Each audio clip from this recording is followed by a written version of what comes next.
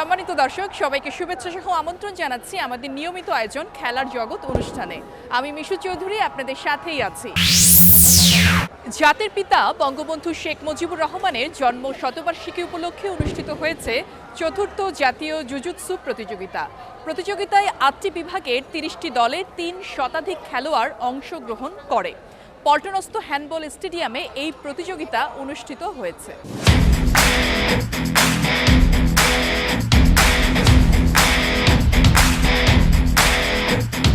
বৃহস্পতিবার সকাল থেকে বিভিন্ন বয়সী জুজুৎসু খেলোয়াড়দের পদচারণায় মুখরিত হয়েছে পল্টনস্থ শহীদ ক্যাপ্টেন এম মনসুর আলী জাতীয় হ্যান্ডবল স্টেডিয়াম।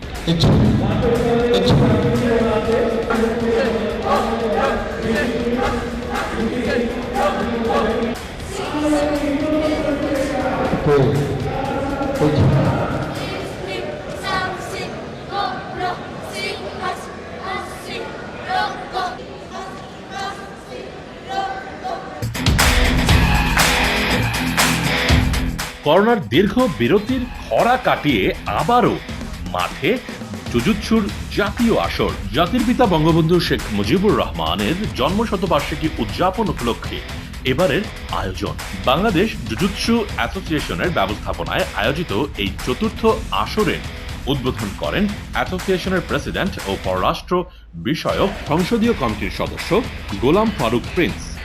এ সময় বিশেষ অতিথি হিসেবে উপস্থিত ছিলেন মিডিয়া পার্টনার এটিএন বাংলার উপদেষ্টা অনুষ্ঠান ও সম্প্রচার তাশিক আহমেদ, বাংলাদেশ মার্শাল আর্ট ফেডারেশনের সাধারণ সম্পাদক হাসানুজ্জামান মনি, অ্যাসোসিয়েশনের সিনিয়র সহসভাপতি নাদিয়া আহসান, ইতালিয়ান সমাজসেবক লুপি ও সাধারণ সম্পাদক ডক্টর মোহাম্মদ রফিকুল ইসলাম নিউটন সহ অন্যান্যরা।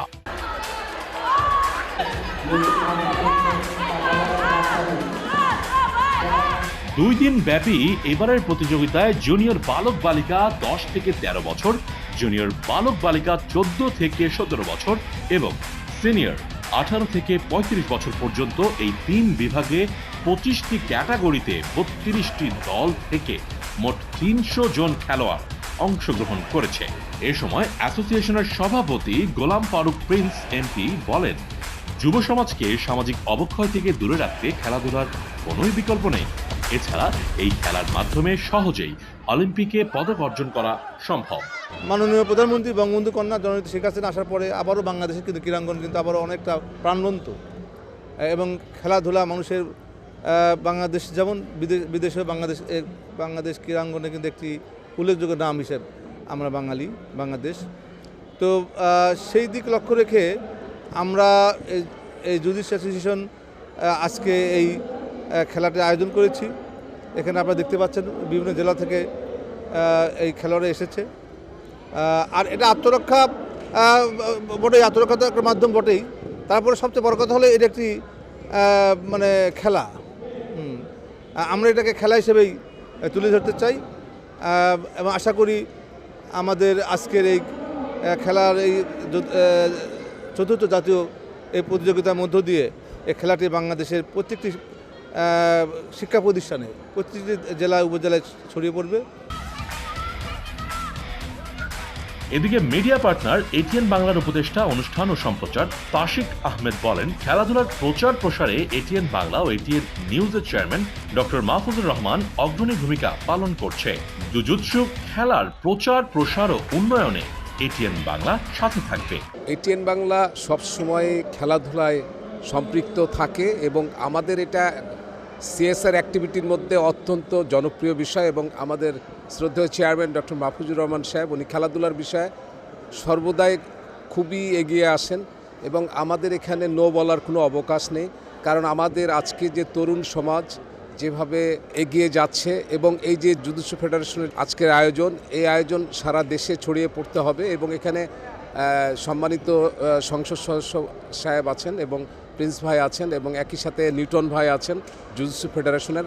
আমরা বিশ্বাস করি যে এটিএন বাংলা জুজুৎসু ফেডারেশনের সকল কর্মকাণ্ডের সাথে থাকবে এবং সবসময় থাকবে এবং জুজুৎসুকে সারা দেশে ছড়িয়ে দিতে হবে, কারণ এটা আমাদের দায়বদ্ধতার জায়গা। সামাজিক অবক্ষয় রোধ করতে হবে এবং তরুণ সমাজকে পড়ালেখার পাশাপাশি খেলাধুলার মাধ্যমে সম্পৃক্ত রাখতে হবে। এটা আমাদের প্রত্যাশা। এটিএন বাংলা সবসময় পাশে থাকবে। জুজুৎসু একটি জাপানিজ মার্শাল আর্ট। খেলাটি জাপানের হলেও বাংলাদেশে দিন দিন জনপ্রিয় হচ্ছে। অলিম্পিকে অন্তর্ভুক্ত এই খেলাটি এখন শিক্ষার্থীদের পছন্দের তালিকার শীর্ষে রয়েছে। জুজুৎসু মূলত আমার অনেক ভালো লাগে। আমি প্রথম যখন জুজুৎসু খেলা দেখি তখন আর থেকে আমার অনেক ইচ্ছা ছিল যে আমি জুজুৎসু খেলবো। পরে আমি আমাদের নিউটন সেন্সে এখানে আসি, প্র্যাকটিস দেখি, আমার অনেক ভালো লাগে। পর থেকে আমি এখানে জয়েন্ট হয়ে যাই। আমি আমার ফ্রেন্ডসের সাথে আসছি, প্র্যাকটিস করছি এখানে। শিয়ানেরও এখানে প্র্যাকটিস করার পরে জুজুৎসুতে আমরা একটা পদকও পেয়েছি, ওটা হচ্ছে গ্রিনিচে পেয়েছি। আর জুজুৎসু আমি শিখবো, আমি একটা ভালো প্লেয়ার হতে চাই, যার কারণে আমি জুজুৎসু শিখতেছি। উদ্বোধনী দিনে আন্তর্জাতিক খেতাবপ্রাপ্ত খেলোয়াড়দেরও পুরস্কৃত করা হয়। 30টি দেশের অংশগ্রহণে করোনাকালীন সময়ে অনলাইনে অনুষ্ঠিত হয়েছিল ওয়ার্ল্ড জুজুৎসু টুর্নামেন্ট 2021। এই আন্তর্জাতিক টুর্নামেন্টে বাংলাদেশের খেলোয়াড়েরা 9টি ইভেন্টে অংশ নিয়ে 18টি পদক অর্জন করে। এর মধ্যে একটি স্বর্ণ ও একটি রৌপ্য পদক রয়েছে। আমি ফার্স্ট টাইম ইন্ডিয়াতে চেন্নাইয়ে দক্ষিণ এশিয়ান খেলাতে ফার্স্ট হয়েছি। তারপর আমরা গ্রিসে আমাদের ওইখানে ট্রেনিং ছিল, ওইখানে আমরা অ্যাটেন্ড করেছি। লাস্টে আমরা দুয়োতে নেমেছি, দুয়োতে আমরা পেয়েছি। আমাদেরকে প্রথম শেখানো হয়, তারপরে বলা হয় যে জুজুৎসু কম্পিটিশন হবে, তারপর আমরা সবাই আগ্রহ করে আমরা গেছি। এদেশে জুজুৎসু খেলার রয়েছে অপার সম্ভাবনা। খেলোয়াড়দের রয়েছে আন্তর্জাতিক পদক জয়ের খেতাব। জাতীয় পর্যায়ে টুর্নামেন্টও আয়োজন হচ্ছে বেশ নিয়মিত। প্রশিক্ষণ দেয়া হচ্ছে খেলোয়াড় ও কর্মকর্তাদের। এত কিছুর পরেও এই সংগঠনটির নেই কোনো নির্দিষ্ট জায়গা যেখানে টুর্নামেন্ট আয়োজন করবেন বা প্রশিক্ষণ নিবেন খেলোয়াড় ও কর্মকর্তারা। এমনকি অফিসিয়াল কার্যক্রম পরিচালনার জন্য নেই কোনো অফিস কক্ষ। আমাদের মাননীয় প্রধানমন্ত্রী চান আমরা যেন অলিম্পিক থেকে স্বর্ণপদক জয় করে এনে বাংলাদেশের জাতীয় পতাকার জন্য এক অনন্য দুর্লভ সম্মান বয়ে আনতে পারি। এবং সেই থেকেই আমাদের যে সম্মানিত president Golam Faruk Khandakar Prince MP আমাদের সবাইকে সার্বিকভাবে সহযোগিতা করে আমাদেরকে এগিয়ে নিচ্ছেন। কিন্তু সরকারিভাবে আমাদের যতটুকু সহযোগিতার দরকার, যেমন আমাদের এ পর্যন্ত আমরা সরকারিভাবে 27শে সেপ্টেম্বর 2018-তে আমরা জাতীয়ভাবে স্বীকৃত পেলেও, ক্রীড়া মন্ত্রণালয়ের অনুমোদন পেলেও আমরা এখনও অফিস পাইনি। এর জন্য আমরা একাধিকবার আমরা আবেদন করেছি জাতীয় ক্রীড়া পরিষদ এবং মন্ত্রণালয়ে, কিন্তু তারপরেও আমাদের যে গতিটা সেটা থেমে নেই। আমরা প্রথমে যেভাবে শুরু করেছিলাম এখন সেই পর্যায় থেকে আমরা অনেকটা এগিয়ে গেছি। প্রতিযোগিতা শেষে বিজয়ীদের পুরস্কৃত করা হয়। জাতির পিতা বঙ্গবন্ধু শেখ মুজিবুর রহমানের জন্মশতবার্ষিকী উদযাপন উপলক্ষে আয়োজিত 4র্থ জাতীয় জুজুৎসু প্রতিযোগিতা 2021-এ দলগতভাবে রানার্স আপ হয়েছে চাঁপাইনবাবগঞ্জ জেলা ক্রীড়া সংস্থা। আর সর্বোচ্চ সংখ্যক পদক পেয়ে চ্যাম্পিয়ন হওয়ার গৌরব অর্জন করে বান্দরবান জেলা ক্রীড়া সংস্থা। কাবাডিতে আন্তর্জাতিক পর্যায়ে সাফল্য পেতে তৃণমূল থেকে প্রতিভাবান খেলোয়াড় তুলে আনার তাগিদ দিলেন যুব ও ক্রীড়া প্রতিমন্ত্রী জাহিদ আহসান রাসেল। বিজয় দিবস কাবাডি প্রতিযোগিতার উদ্বোধনী অনুষ্ঠানে উপস্থিত হয়ে সরকারের পক্ষ থেকে সকল প্রকার সাহায্য সহযোগিতা অব্যাহত রাখার আশ্বাসও দেন তিনি। এ সময় কাবাডি ফেডারেশনের সভাপতি ও র্যাবের মহাপরিচালক চৌধুরী আব্দুল্লাহ আল মামুন জানান, উন্নতির পথে আছে কাবাডি, তবে আরও ভালো করার চেষ্টা করছেন তারা।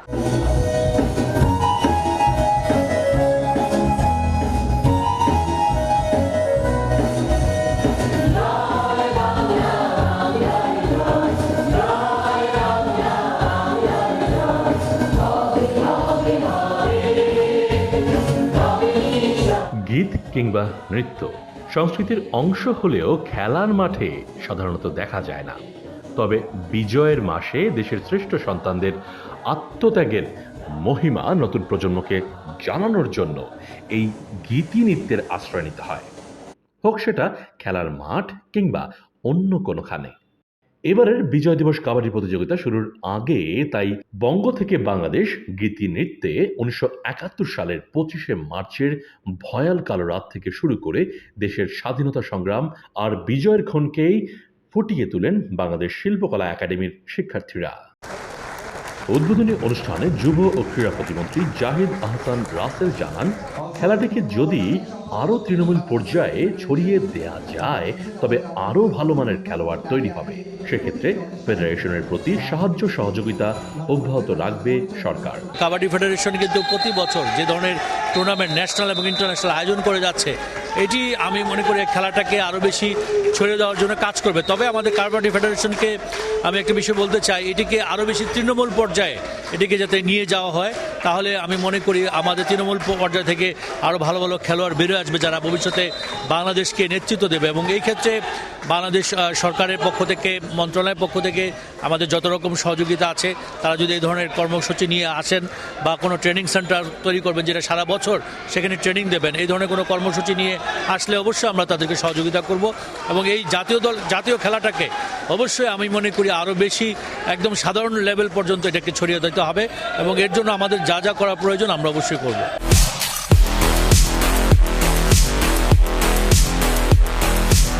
বাংলাদেশ কাবাডি ফেডারেশনের সভাপতি ও র্যাপিড অ্যাকশন ব্যাটালিয়নের মহাপরিচালক চৌধুরী আব্দুল্লাহ আল মামুন বলেন, উন্নতির কক্ষপথেই আছে বাংলাদেশ কাবাডি, তবে আরও ভালো করার সুযোগ আছে। সেই লক্ষ্যে তারা চেষ্টা চালিয়ে যাচ্ছেন। তাতে আগামীতে আন্তর্জাতিক পর্যায়েও দেশের কাবাডির মান বৃদ্ধি পাবে বলে আশা ফেডারেশন সভাপতি। আমরা আন্তর্জাতিক পর্যায়ে আমরা কিন্তু একটা ভালো অবস্থানে আছি, এরপরেও আমাদের আরও ভালো করার সুযোগ আছে এবং আমরা সেই সুযোগ আমরা মনে করি যে আমাদের উন্নয়নের জন্য আমরা কাজ করে যাচ্ছি। আপনারা জানেন যে এই কাবাডিকে এগিয়ে নেওয়ার জন্য আমরা সারা দেশে একই দিনে এই যে যাতে মানুষের কাছে গ্রহণযোগ্য করা যায়, মানুষের কাছে এই খেলাটাকে আরও জনপ্রিয় করে তোলার জন্য একই দিনে আমরা 26শে মার্চের দিন এই খেলাটা প্রতিটি উপজেলায় এই খেলার কিন্তু আয়োজন করা হয়ে থাকে।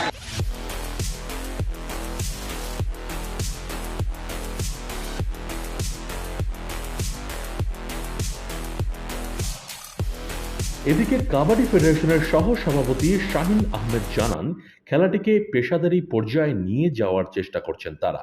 আসলে বাংলাদেশে সব সেক্টরে প্রফেশনাল খেলোয়াড়ের খুবই অভাব। আমরা কাবাডি ফেডারেশন থেকে চেষ্টা করছি যে এটা প্রফেশনালি এটা করার জন্য, কারণ একটি খেলোয়াড়ের নিশ্চয়ই তার অর্থনৈতিক একটা বিষয় এখানে জড়িত। আমরা এনকারেজ করব যে ফেডারেশন থেকে যারা জাতীয় পর্যায়ে আসবে তাদেরকে আমরা অর্থনৈতিকভাবে তাদেরকে আমরা সাপোর্ট দিব। এই অর্থনৈতিক সাপোর্টটা পেলে একজন প্রফেশনাল খেলোয়াড় কিন্তু তৈরি হবে। সেই কাজটি আমরা কিন্তু করছি, বাংলাদেশ কাবাডি ফেডারেশন সেই কাজটি করছে।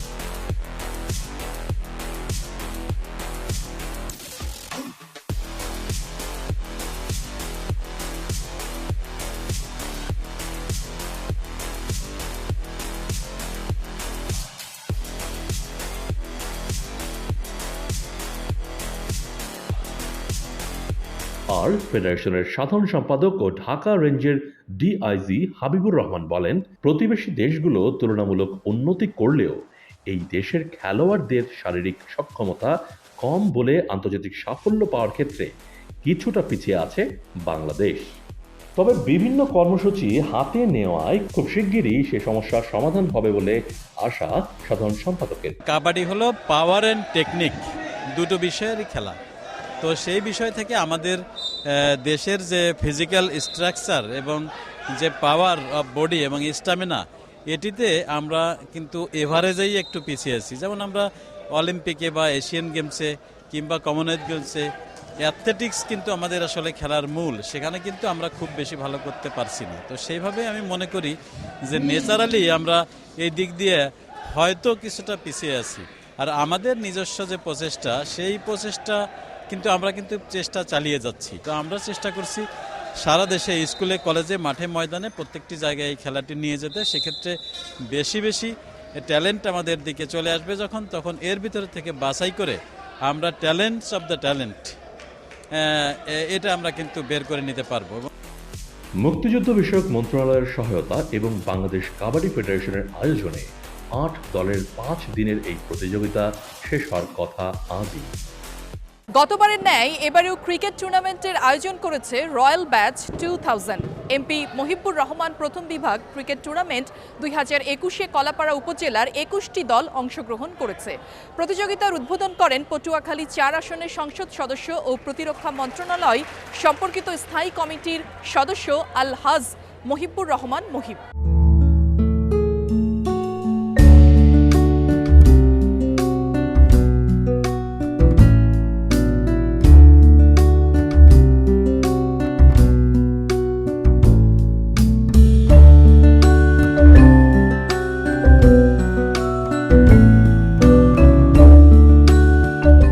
বাংলাদেশের দক্ষিণের গুরুত্বপূর্ণ জনপদ কলাপাড়া উপজেলা।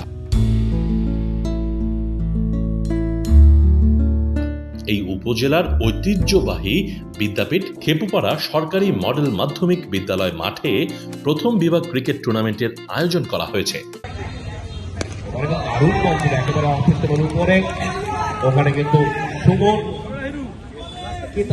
প্রতিদিন শত শত দর্শক ও খেলোয়াড়েরা ভিড় করছেন এই মাঠে। খেলোয়াড়ের নৈপুণ্যে মুগ্ধ ক্রীড়াপ্রেমীরা। স্বাধীনতার সুবর্ণ জয়ন্তী ও মুজিব শতবর্ষ উপলক্ষে এই টুর্নামেন্টের আয়োজন করা হয়। প্রতিযোগিতার উদ্বোধন করেন পটুয়াখালী 4 আসনের সংসদ সদস্য ও প্রতিরক্ষা মন্ত্রণালয়ের সম্পর্কিত স্থায়ী কমিটির সদস্য আলহাজ মহিবুর রহমান মহিব। আমি এই রাহেলবাদের উদ্যোগে আয়োজিত এই খেলার শুভ উদ্বোধন ঘোষণা করছি। উদ্বোধনী অনুষ্ঠানে আরও উপস্থিত ছিলেন পটুয়াখালী জেলা আওয়ামী লীগের সহ সভাপতি সৈয়দ নাসির উদ্দিন, কলাপাড়া উপজেলা আওয়ামী লীগ সম্পাদক আব্দুল মোতালেব তালুকদার, পৌর মেয়র বিপুল চন্দ্র হাওলাদার, উপজেলা মহিলা আওয়ামী লীগের আহ্বায়ক ফাতেমা আক্তার রেখা। এমপি মহিবুর রহমান প্রথম বিভাগ ক্রিকেট টুর্নামেন্টে 2021-এ কলাপাড়া উপজেলার 21টি ক্রিকেট দল অংশগ্রহণ করেছে। গতবারের ধারাবাহিকতায় এবারও এই টুর্নামেন্ট আয়োজন করে রয়্যাল ব্যাচ 2000। যারা টুর্নামেন্ট আয়োজন করেছেন তাদেরকে ধন্যবাদ, অসংখ্য ধন্যবাদ, এবং যারা পৃষ্ঠপোষকতা আছেন তাদেরকে ধন্যবাদ জানাই। আর শহরুর রহমান মহিব এমপি প্রথম বিভাগ ক্রিকেট টুর্নামেন্ট 2021 কলাপাড়া, আমরা জয় বাংলা ক্লাব চাপটি বাজার প্রধান কার্যালয় থেকে দল নিচ্ছি। ইনশাআল্লাহ আমরা জয়লাভ করছি। আমি চাই যাতে আমাদের যুব সমাজ মাদকমুক্ত থাকতে পারে এবং সুন্দর একটা দেশ গঠন করতে পারে। টোটাল প্লাস লিমিটেড ও এজে ইলেকট্রনিক্সের পৃষ্ঠপোষকতায় এই টুর্নামেন্ট আয়োজন করা হয়েছে। এই অঞ্চলের খেলাধুলার ঐতিহ্য বহু পুরনো। ক্লাব বা বিভিন্ন সংগঠনের মাধ্যমে যেমন ক্রিকেট, ফুটবল খেলার আয়োজন করা হয়, তেমনি স্কুল কলেজেও খেলাধুলা চর্চা হয়। বরিশাল বিভাগে এই যাবৎকালের অন্যতম বড় আয়োজন এই প্রথম বিভাগ ক্রিকেট টুর্নামেন্ট। প্রতি বছর এরকম ক্রিকেট টুর্নামেন্ট আয়োজন করতে চাই, যদি যেভাবে এবছর বা গত বছর যেভাবে আমাদেরকে সহযোগিতা করেছেন এমপি মহিবুর রহমান মহিব। স্কুল মাঠের চারপাশে উৎসুক দর্শকদের ভিড় জানান দেয় ক্রিকেট কতটা জনপ্রিয় খেলা।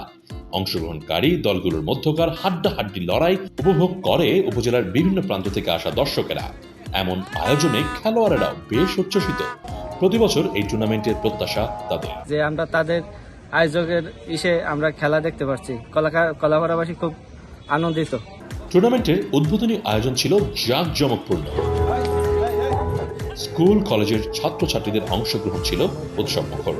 খেপুপাড়া সরকারি মডেল মাধ্যমিক বিদ্যালয়ের শিক্ষার্থীদের অংশগ্রহণে দেশের গানের সাথে নৃত্য উদ্বোধনী অনুষ্ঠানে ভিন্ন মাত্রা যোগ করে। মিরপুরে ইনিংস ও 8 রানে হেরে পাকিস্তানের কাছে টেস্ট সিরিজেও হোয়াইট ওয়াশ হল বাংলাদেশ। সফরকারীদের 300 রানের জবাবে প্রথম ইনিংসে 87 রানে অল আউট হয়ে ফলোঅনে পড়ে স্বাগতিকরা। আর দ্বিতীয় ইনিংসে 205 রানে গুটিয়ে যাওয়ায় ইনিংস পরাজয়ের লজ্জা নিয়ে মাঠ ছাড়ে বাংলাদেশ দল। দ্বিতীয় টেস্টে 12 উইকেট নিয়ে ম্যাচ সেরা হয়েছেন পাক স্পিনার সাজিদ খান, সিরিজ সেরা ওপেনার আবিদ আলী। টি-20-র পর টেস্ট সিরিজের শিরোপাও জিতল পাকিস্তান। টাইগারদের হোয়াইট ওয়াশের লজ্জায় ডুবিয়ে প্রাপ্তির আনন্দ পাকিস্তান শিবিরে। অন্যদিকে ব্যাটিং ব্যর্থতার হতাশা আর টানা পরাজয়ে তেতো স্বাদ নিয়েই হোম সিরিজ শেষ হলো বাংলাদেশের। দিনের শুরুতে 7 উইকেটে 76 রান নিয়ে খেলতে নেমে মিরপুরে নিজেদের সর্বনিম্ন 87 রানেই গুটিয়ে যায় টাইগাররা।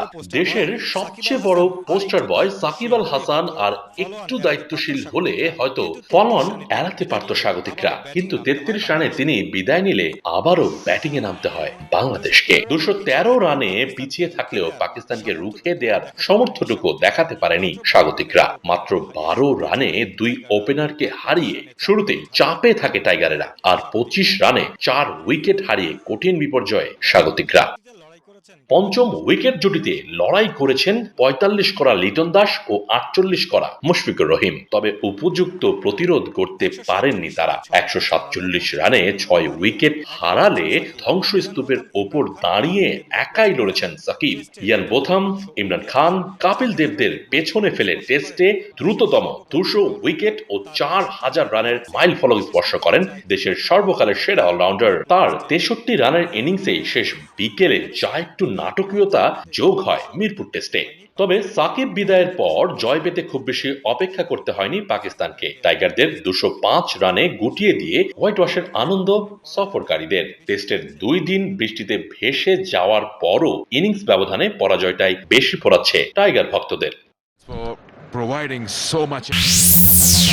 দর্শক, এই ছিল আমাদের আজকের পর্বে। সপ্তাহ জুড়ে ঘটে যাওয়া বিষয়গুলো আমরা চেষ্টা করি আপনাদের সামনে তুলে ধরতে। দেখতে থাকুন খেলার জগৎ, দেখতে থাকুন এজিএন বাংলা।